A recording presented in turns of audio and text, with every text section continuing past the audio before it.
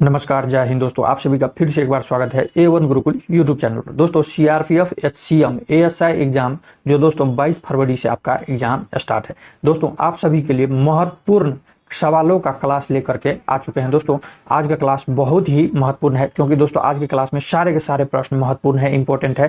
GK, GS, Hindi सारे प्रश्न महत्वपूर्ण है, जो आपके एग्जाम में दोस्तों 100% यहाँ से प्रश्न देखने को मिलेगा। वीडियो शुरू करने से पहले आप लोगों से एक बात कहना चाहता हूँ, अगर हमारे चैनल पर पहली बार आए हैं तो चैनल को जरूर सब्सक्राइब कर लेंगे, साथ में बेल आइकन भी प्रेस कर लेंगे, ताकि आगे आने वाले वीडियो का नोटिफिकेशन आपको सबसे पहले मिले और आप एग्जाम में अच्छा से अच्छा स्कोर कर पाए। चलिए दोस्तों देखते हैं पहला प्रश्न है दोस्तों, बहुत ही महत्वपूर्ण प्रश्न है। प्रसिद्ध रत्नागिरी मठ किस भारतीय राज्य में है?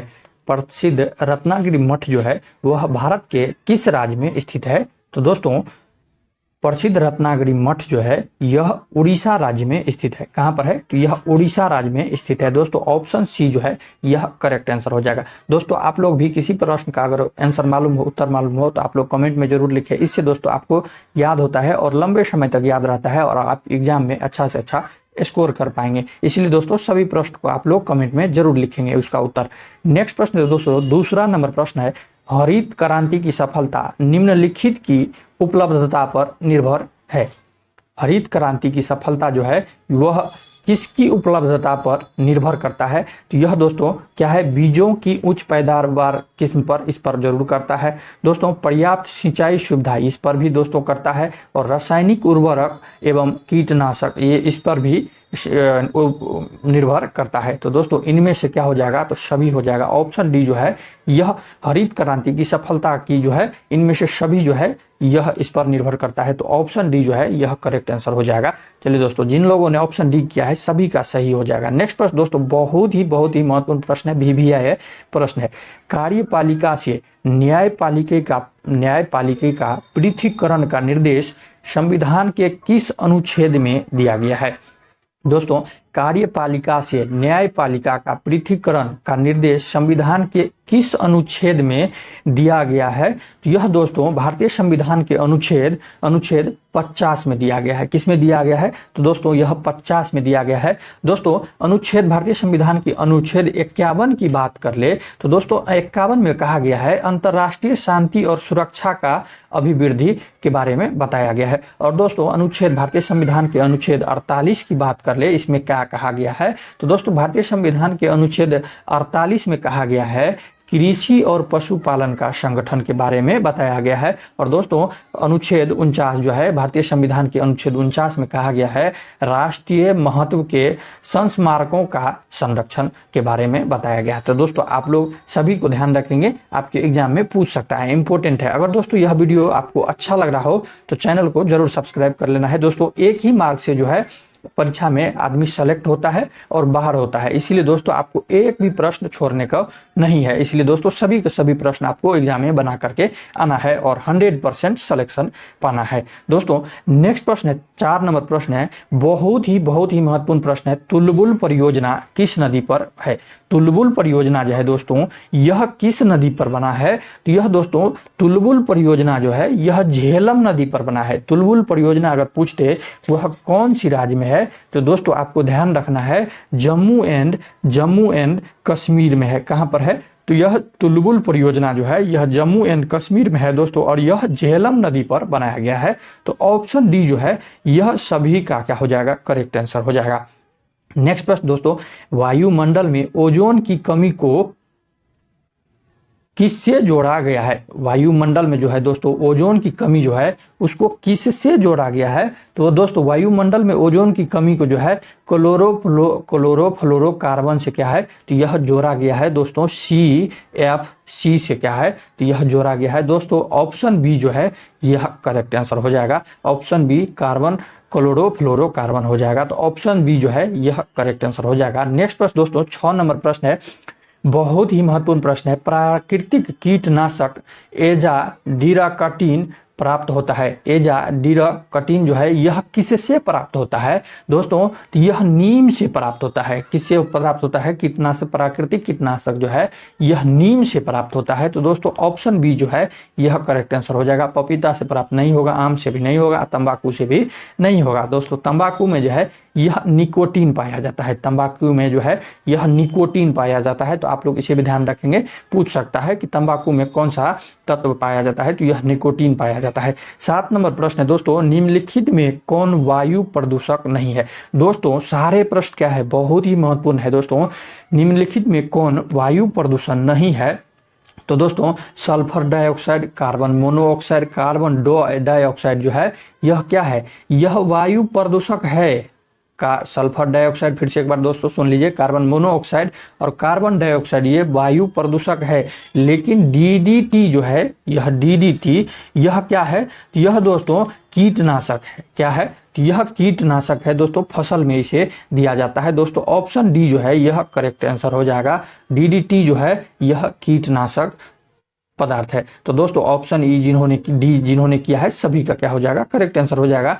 नेक्स्ट प्रश्न दोस्तों, डीएनए का मॉडल प्रस्तुत करने में 1962 में नोबेल पुरस्कार मिला था। दोस्तों ये भी प्रश्न बहुत महत्वपूर्ण है, वीवीआई का स्क्वायर है, वीवीआई का स्क्वायर है। दोस्तों डीएनए का मॉडल प्रस्तुत करने में 1962 में नोबेल पुरस्कार किसे दिया गया था। तो दोस्तों आपको ध्यान रखना है, डीएनए का मॉडल प्रस्तुत करने में 1962 ईस्वी में जो है वाटसन एवं क्रिक को जो है यह नोबेल पुरस्कार दिया गया था।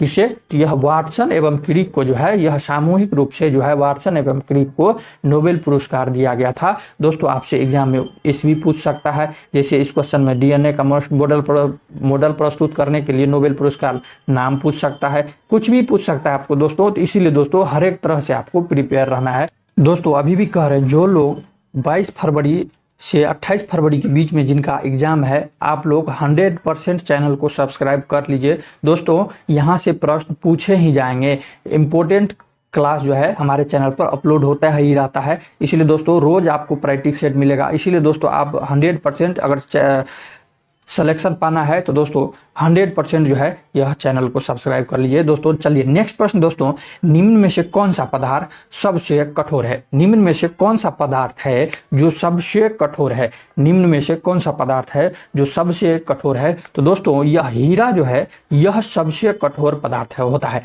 हीरा जो है यह सबसे कठोर पदार्थ होता है। दोस्तों ऑप्शन डी जो है यह सभी का करेक्ट आंसर हो जाएगा। नेक्स्ट प्रश्न दोस्तों 10 नंबर प्रश्न है, बहुत ही महत्वपूर्ण प्रश्न है दोस्तों, साइंस का प्रश्न है। निम्नलिखित में से किस मात्रा के लिए इकाई मीटर पर सेकेंड स्क्वायर का उपयोग किया जाता है। यानी कि कहने का मतलब है इस प्रश्न का, किसका इकाई जो है यूनिट, एसआई यूनिट जो है यह मीटर पर सेकेंड स्क्वायर होता है। तो होता है, तो यह दोस्तों आपका त्वरण का होता है। किसका होता है, तो यह त्वरण का होता है। त्वरण का फॉर्मूला क्या होता है, तो यह वेग बटा समय होता है। क्या होता है, तो वेग बटा समय होता है। वेग का अगर बात कर ले दोस्तों, यहाँ पर वेग भी दिया है, तो वेग का ऐसा फॉर्मूला क्या होता है, तो यह विस्थापन बटा समय होता है। विस्थापन बटा समय होता है, विस्थापन बटा समय होता है। तो दोस्तों विस्थापन को जो है मीटर से दर्शाते हैं और दोस्तों समय को सेकेंड से दर्शाते हैं। तो यहाँ पर रख देंगे, तो त्वरण बराबर क्या होता है, तो मीटर पर सेकेंड होता है। तो यह वेग बराबर कितना हो जाएगा, मीटर पर सेकेंड। फिर यहाँ पर क्या है, तो यह समय है, समय का सेकेंड हो जाता है। तो दोस्तों इसीलिए हो जाता है मीटर पर सेकेंड स्क्वायर। तो दोस्तों यह त्वरण का जो है एसआई यूनिट मीटर पर सेकेंड होता है। अगर दोस्तों दो का बात हो ही गया है तो इन दोनों का भी बात कर लेते हैं साथ में। तो दोस्तों संवेग का जो है आपको ध्यान रखना है, संवेग कई बार पूछा गया है और बहुत ही महत्वपूर्ण है। तो दोस्तों संवेग का 2 फार्मूला होता है, एक तो दोस्तों द्रव्यमान गुने वेग होता है, ये संवेग का फार्मूला होता है, द्रव्यमान गुने वेग। तो द्रव्यमान का जो है केजी मीटर पर सेकेंड होता है, केजी मीटर पर सेकेंड होता है। तो दोस्तों संवेग बराबर एक ये फार्मूला हो जाता है और दूसरा होता है दोस्तों बल गुने समय। बल गुने समय, तो बल का क्या हो जाता है, तो यह न्यूटन हो जाता है और सेकेंड हो जाता है। तो दोस्तों आपके एग्जाम में अगर संवेग के बारे में पूछ दे तो इन दोनों में से अगर जो भी ऑप्शन में रहे तो आप 100% कोई एक को ही टिक करके आना है। दोनों आपको ऑप्शन में नहीं दिया रहेगा दोस्तों, ये आपको ध्यान रखना है। एक होता है न्यूटन सेकेंड और दूसरा होता है केजी मीटर पर सेकेंड। तो आपको हर एक तरह से दोस्तों आपको तैयार रहना है, कोई भी प्रश्न पूछे दोस्तों आपको छोड़ना नहीं है। तो दोस्तों क्या हो जाएगा, तो दोनों में से कोई पूछे तो हो जाएगा। अगर दोस्तों मीटर को जो है यह मीटर को दूरी को मीटर से दर्शाते हैं। तो ये तो सिंपल है। तो दोस्तों चलिए, आपको आशा करते हैं सभी चीज़ें याद हो गया होगा। दोस्तों अगर नहीं याद हुआ है तो आप लोग दोबारा वीडियो को देख सकते हैं, कोई दिक्कत नहीं है। नेक्स्ट प्रश्न दोस्तों 11 नंबर प्रश्न है, किसी मिट्टी में कोशिका कार्टिलेज सबसे अधिक प्रभावशाली होता है? किस मिट्टी में दोस्तों कोशिका जो है यह सबसे अधिक प्रभावशाली होता है? तो ध्यान रखना है दोस्तों, यह बलुई मिट्टी में जो है यह कोशिका से जो है यह सबसे अधिक प्रभावशाली होता है। बलुई मिट्टी में जो दोस्तों यह कोशिका सबसे अधिक प्रभावशाली होता है। तो दोस्तों ऑप्शन सी जो है यह सभी का करेक्ट हो जाएगा। ऑप्शन सी सभी का करेक्ट आंसर हो जाएगा। नेक्स्ट प्रश्न दोस्तों 12 नंबर प्रश्न है, एक ही प्रकार का परमाणु निम्नलिखित में से किस में मिलता है? दोस्तों ये भी साइंस का प्रश्न है, बहुत ही महत्वपूर्ण प्रश्न है। दोस्तों एक ही प्रकार का परमाणु निम्नलिखित में से किस में पाया जाता है? किस में पाया जाता है? तो यह दोस्तों एक ही प्रकार के परमाणु जो है यह प्राकृतिक तत्व में पाया जाता है, या कहे तो मिलता है। तो दोस्तों ऑप्शन सी जिन्होंने किया है यह सभी का क्या हो जाएगा? करेक्ट आंसर हो जाएगा। सभी का करेक्ट आंसर हो जाएगा। नेक्स्ट प्रश्न दोस्तों 13 नंबर प्रश्न है, पौधे का कौन सा भाग फूल बनने का उद्दीपन ग्रहण करता है? पौधे का कौन सा भाग जो है यह फूल बनने का उद्दीपन ग्रहण करता है? तो यह दोस्तों पर्ण जो है, लीव्स जो है यह उद्दीपन ग्रहण करता है। तो दोस्तों ऑप्शन सी जो है यह करेक्ट आंसर हो जाएगा। ऑप्शन सी जो है यह करेक्ट आंसर हो जाएगा। 14 नंबर प्रश्न है दोस्तों, सहज प्रणाली का परिवर्धन निम्नलिखित में से कौन सा है? सहज प्रणाली का परिवर्धन निम्नलिखित में से कौन सा है? तो यह दोस्तों प्रणाली की स्वपोषी क्रिया हो जाएगा। प्रणाली की स्वपोषी क्रिया हो जाएगा। ऑप्शन सी जो है यह करेक्ट आंसर हो जाएगा। ऑप्शन सी जो है यह करेक्ट आंसर हो जाएगा। दोस्तों बहुत ही महत्वपूर्ण प्रश्न है, पंचवर्षीय योजना प्रारंभ करने के लिए किसकी स्वीकृति की आवश्यकता होती है? पंचवर्षीय योजना जो है दोस्तों उसको शुरू करने के लिए स्वीकृति किसकी आवश्यकता होती है? यह दोस्तों राष्ट्रीय विकास परिषद की जो है स्वीकृति जो है यह आवश्यकता हो जाती है। राष्ट्रीय विकास परिषद की जो है स्वीकृति की आवश्यकता पड़ जाती है। तो दोस्तों ऑप्शन बी जो है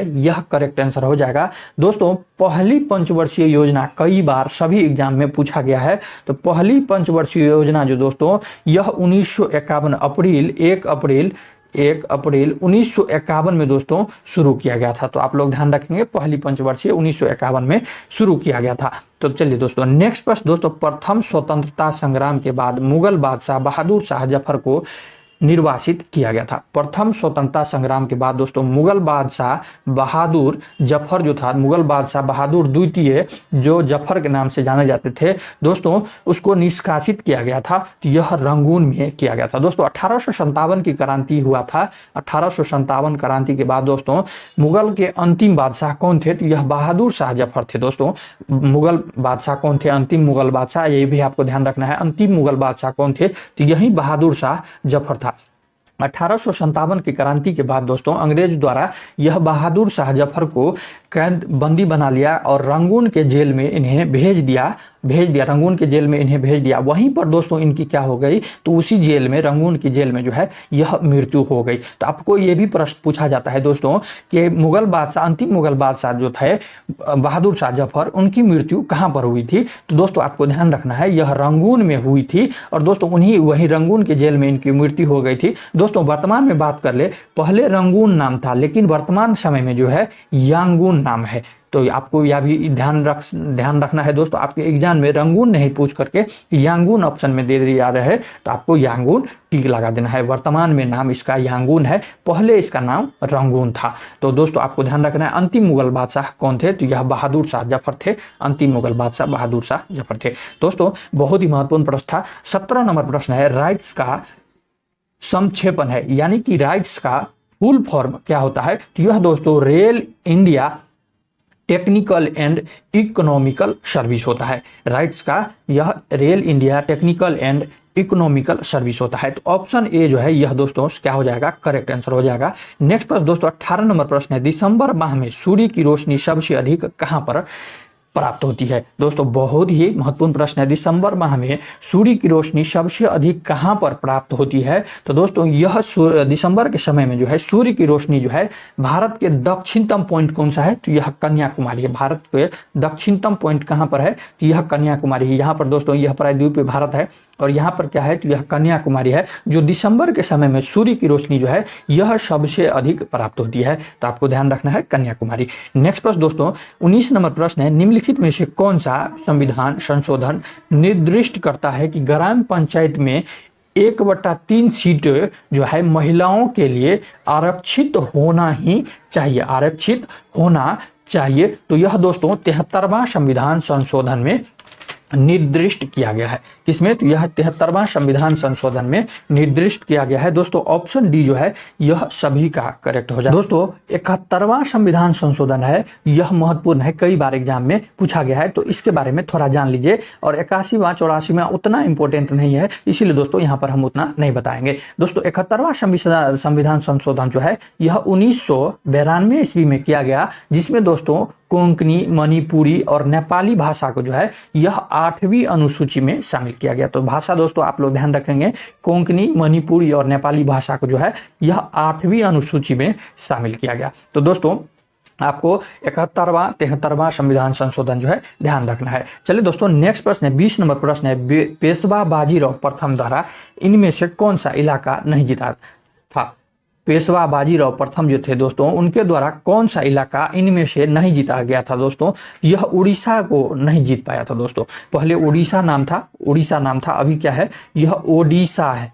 तो उड़ीसा जो है, तो दोस्तों उस समय जो है यह उड़ीसा राज्य को नहीं जीत पाया था। दोस्तों अगर बात कर ले पेशवा बाजीराव का यह शासनकाल कब से कब तक था? तो यह दोस्तों 1720 से 1740 था, जिसमें से दोस्तों ओडिशा राज्य को यह नहीं जीत पाया था। तो दोस्तों ऑप्शन सी जो है यह सभी का क्या हो जाएगा? करेक्ट आंसर हो जाएगा।